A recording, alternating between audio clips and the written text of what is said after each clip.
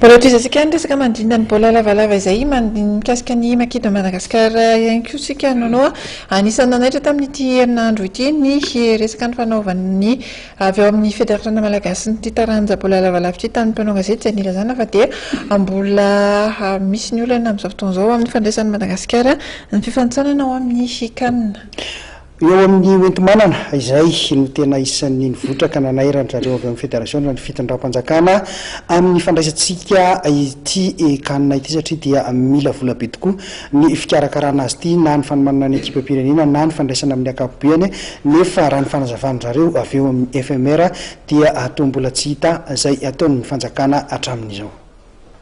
Telopolo andro sisa dia igadona ilay fotoan-dehibe nandrasan'ny malagasy maro mpitia ny taranja baolina lavalava andraisantsika ny fedina ny tompon-dakan'ny Afrika ataona 4-4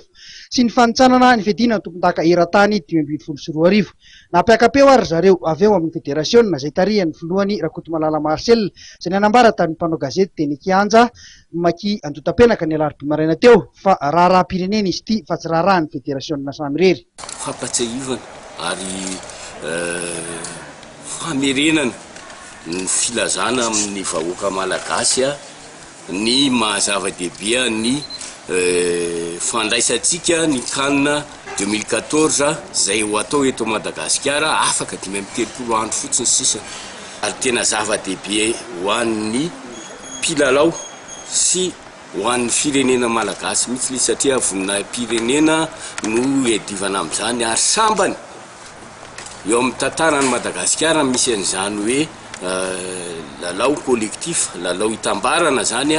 anao an'izany fanitsanana farany andeha hiatrika an'izany atao hoe coupe du monde zany indrindrandrindra moa fa raha eo amin'ny baolina lavalava no tenenina iny no mbola anetanako zany hoe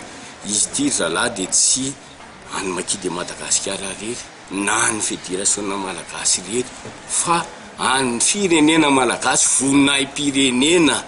ary sambany eo amin'ny tantarany firenena misy an'ity tsy amerina itsony ako ny antso avy izay efa naverimberiko matetika amin'ny fitondram-panjakana izay tena hitondro tokony handray an-tanana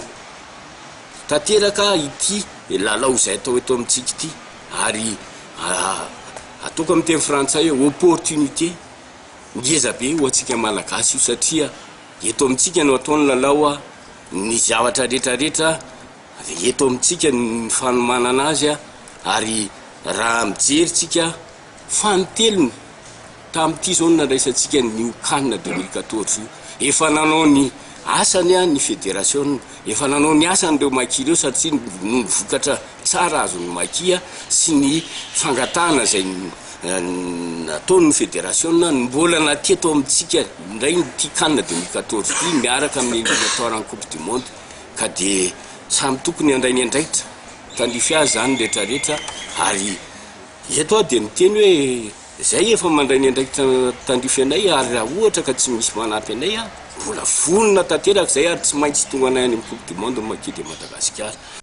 Mitetina 5,700 tapitrisa ariary no ilaina kanefa tsy hita izay ataon'ny mpanjakana hatramin'izao. Efa nanao ny ezaka rehetra ny federasiona io Marcel Rakotomalala satria na dia ny vola avy amin'ny IRB izay natokana ho an'ny fampandrosoana azy dia nindramin'ny FMR anomanana ny maki sy ny pitsopitsony rehetra. Noho izany dia manao antso avy amin'ny fitondram-panjakana maefa ny federasiona malagasy ny rugby sy ny mpilalao an'ny Makida Madagasikara ary ny mpanazatra azy ireo amin'ny fanohanana amin'ny lafiny rehetra ifandraisantsika io lalao io. Fantatra ihany koa nandritra ny dian'ny filohan'ny federasiona farany teo tany Frantsa fa hanohana ny maki ny orinasa frantsay iray Charlie Aloflok izay mpanamboatra fitaovana fanaovana fanatanjahantena. Fitaovana mitetina €300 araka izany no omen'ny federasiona malagasy ny taranja rugby. Efa nampanantena sady moa ity orinasa ity fa ampitombony €420 zany raha toa ka tafita amin'ny mondial 2022 ny maki. Araka izany dia naniteny tamin'ireo orinasa malagasy ny filohan'ny FMR izay nambarany fa ny any ivelany aza manampy ka ny eto Madagasikara indray ve no ambaka an'izany.